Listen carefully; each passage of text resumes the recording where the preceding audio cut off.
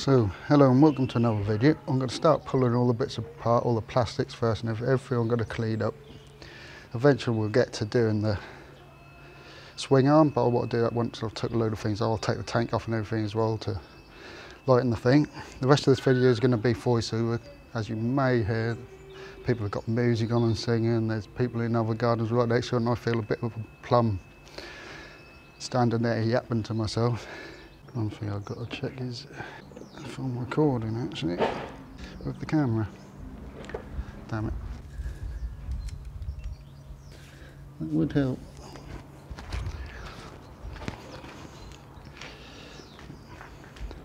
Can start with the screen. Already started doing one of these before I put the camera on. I forgot to do that. It's 4 little screws, like 5mm Allen key for these. Would be nice to replace this actually with like a double bubble or something. Not just for the wind, because I've never really had too much of a problem that has annoyed me, but this is my first big bike, so maybe that would show that's a lot better. But this is a little bit scratched up. It's not too bad, Nick. We'll clean it up and polish it when it's time to put stuff back on.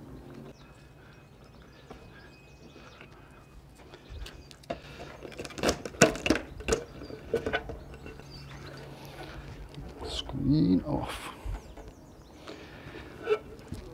Just going to put these, they've got little plastic or nylon washers on them as well, like most of these little screws. These have also got some, which I want to be careful with not to, oh, I think that does stay on there actually, but I don't know if you can see on the camera, you might be able to, but there's like a stretchy rubber stuff there, which I guess is to prevent vibrations. It's very thin there. I don't know if these come off, I think they're walnuts in there. You might be able to just pull that around, but I'm just going to leave them there actually. I might tape them down or something because they're at the front just flapping about. That's one either side. So I better clean all this plastic up you can't really get to otherwise, and somehow it's all seems a bit scratched on the front, but I don't know how that would be. Never noticed anything other on it, and it's always looked clean everywhere, but I'll show you this. Try and make sure my shadow's out of the way, but there. It does feel a little bit rough, but it might just clean off. Just lick one of my other fingers and I don't know. It's really worn somehow, I don't know why that would be. Maybe it does, the screen does rub a bit on that bit. So that look weird like that. Kind of cool in a way. Getting the clips off the bottom fairing, which I've done in other videos before. Screwdriver in a little slot, twist to pop the bits off and then pull out. And there's 2 on the bottom. That's what I replaced in my oil change video. I'm going to undo the 3 screws this side. Right, I took the opposite side. Panel off.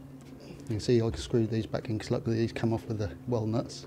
The bottom one I've screwed back in, which I'll do this side as well. Not too bad, needs a little clean, but obviously with them off I can clean all the engine better. I can clean all the inside, get all the dirt off there. Might as well do that, innit, while they're off. And I also took this off, which is this part, which I'll need to get to the swing arm eventually. This one's actually a slightly bigger one, probably 6mm. This is 4 or 5, I'm not 100% sure, for all the fairings and a lot of other bits and pieces on these bikes.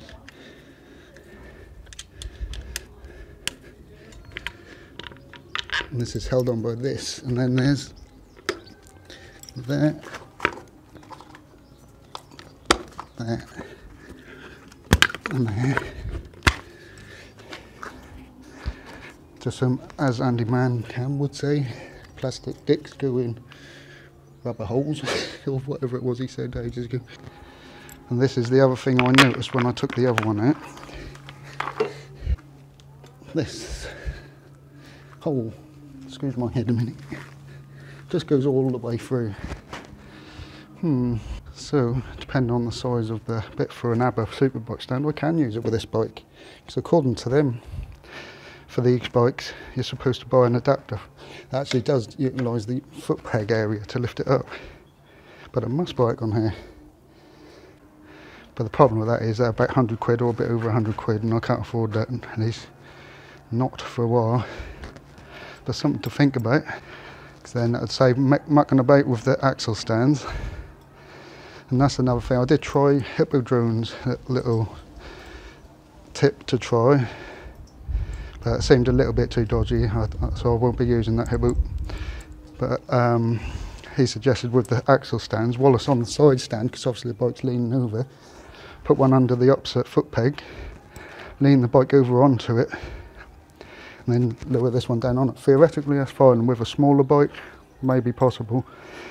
I was trying it, being careful, and obviously you're then lifting, because that's going to lift the back wheel up, so you're lifting most of over 200 kilos this bike weighs. So for one, that's heavy, and two, the bike actually starts moving sideways and pushing the axle stand along, so that's not really possible.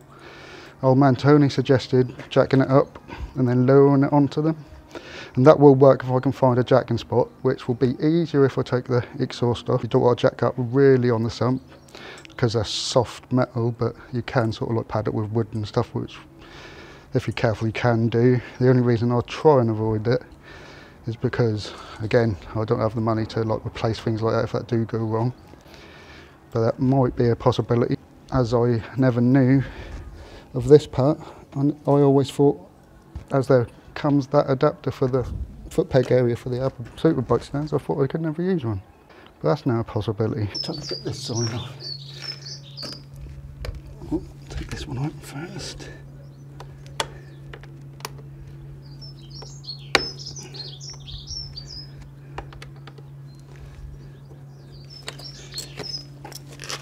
Let me get a bit more comfortable.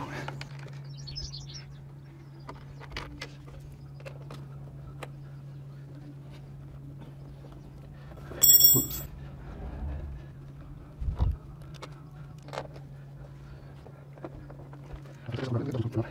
Again, to get this off is a little awkward because of the shape of it. There's a little tab there and one here that goes into some holes in here. A little dirty. Good thing about this one, you can just screw that back in place. That'll probably confuse you when you go to fit it again and wonder where you put it. But it's on the bike. And these ones can screw into here. Where they can't, I'm just sitting them in the holes. Let's take this one off. Molly on it. Thank you.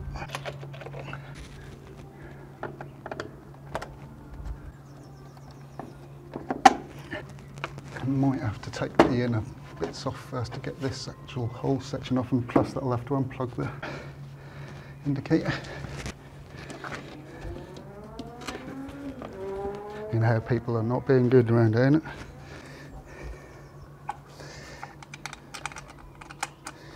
These are the ones I took off loads of times to stop the rattle that these developed, which was a callback when these were new. I actually bought the kit that fixed them straight from Kawasaki parts. I think they come from a Kawasaki dealer somewhere. Just got to remember not to lose the nylon washers. I did buy some a while ago. I might still have one or two spare. They're on a walnut on this one for some reason. They go funny on this. I think I have got a spare walnut somewhere as well if we need to replace this one. That's if I can get this one off. Ah, there you go, I got it. Managed to hold on to it from underneath. Felt like it wasn't going to go, and that's just slipping through my fingers still, even though I was trying to hold it as hard as I could. I managed to do it. So I don't like that design on these plastics, the way they do that.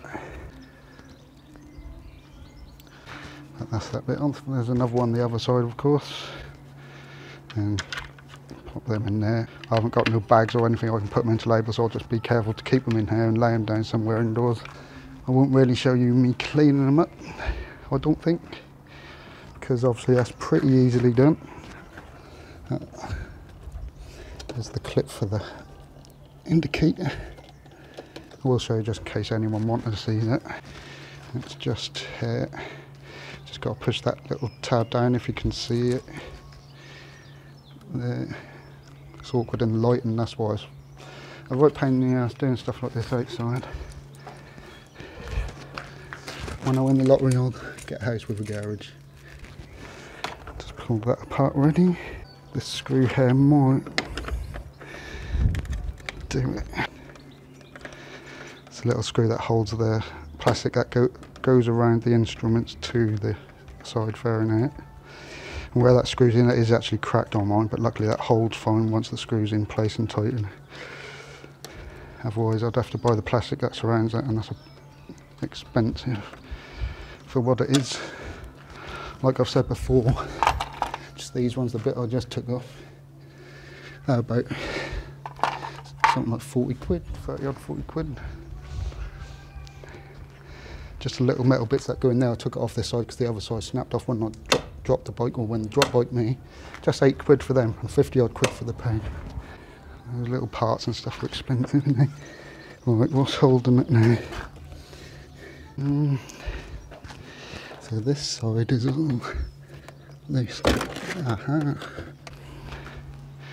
Well, I might check the manual in a bit, but just before I do it, I'm going to take the other side bit off, and then I can actually take that shroud off around the instruments as well. The other side off. Another one of those screws with the black tops on, and this should come off if I remember right. There we go. Oh, there's another screw there. Oh, a bit squeaky in that weld nut. Right, got to hold on to this. It's probably going to drop when this screw comes out. Trying to take it easier so I can lessen the chance of actually dropping the screw as well. Aha. And the wire just go through some holes on this inner fairing. If that green bit fits through.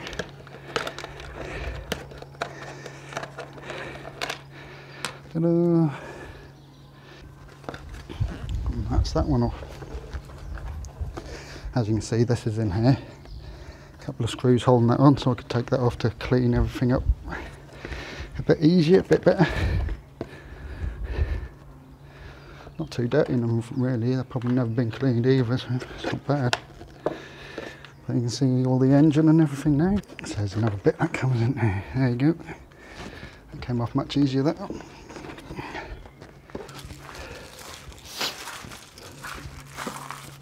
Right, if I find it. Take the seat off. On these bikes, you only have to turn it a really tiny bit, not even halfway. Lift the seat up and pull it back, and it comes off. I'm going to take the battery off. Try and put the rubber stride thing over the terminal so they don't touch any metal.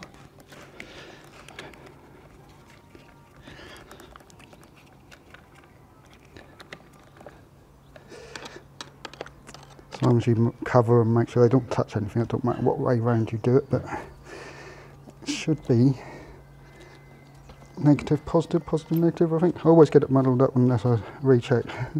I did train as a mechanic years back, but because it's one way for taking the battery off and putting it on, and another way for jump starting cars, and I've had lots of old cars in time that need jump starting, so that's where my confusion comes from.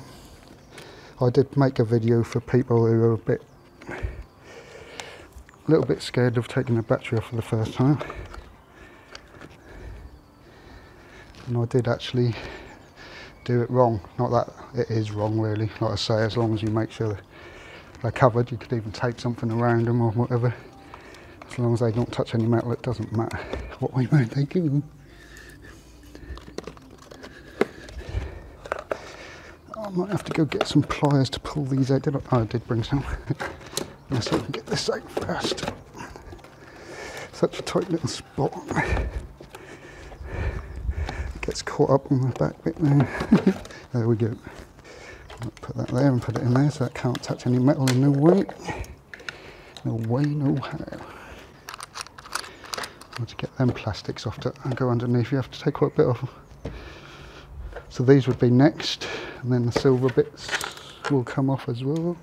Ah, that's that little breather pipe that is blocked off because this used to have a Scott oiler on it, and I don't like them. But yeah, these batteries are really good Shido lithium battery. This is the one I've got. Got the little button to check its condition. All fine. I might leave it there for today's video, and then next we'll take all the rest of the back end bits off, all the plastics, hopefully inside as well, where your battery and everything goes. Obviously, like I said just now, that and this. These side bits, there's one screw there, and then they just pop off another couple of them little tabs where they've got the plastic dip and the rubber hole, and that'll look pretty good, and we'll be getting there. Tank will come off too then, and we'll be ready to clean up as we put together and stuff like that. But the first thing will be then getting that swing arm off, which will be good fun. If I think of anything else I can do along the way, I might take some other bits and pieces off, I don't know. But for now, let's leave it like that. And we'll see how it goes in the next video. Don't forget to like, share and subscribe if you're new. I'll see you soon.